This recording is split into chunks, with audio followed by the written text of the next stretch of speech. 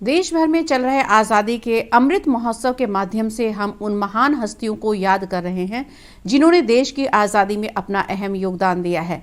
इसी कड़ी में पेश है स्वतंत्रता सेनानी सुभाष चंद्र बोस की कहानी।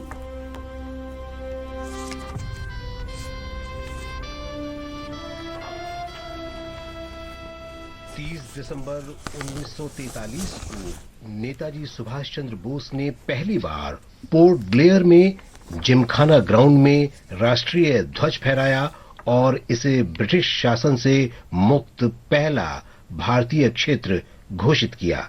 इसे अब नेताजी स्टेडियम के नाम से जाना जाता है। फिरंगियों की थाम पर वो कहर बन के छाएंगे, सुभाष जी वो जाने। नेताजी ने अंडमान द्वीप को शहीद और निकोबार द्वीप को स्वराज नाम दिया और INA के जनरल AD लोगनाथन को यहाँ का गवर्नर नियुक्त किया। आजाद हिंद सरकार अब केवल निर्वासित सरकार नहीं थी, बल्कि उसकी अपनी जमीन, अपनी मुद्रा, नागरिक संहिता और यहाँ तक कि डाक टिकट भी थी।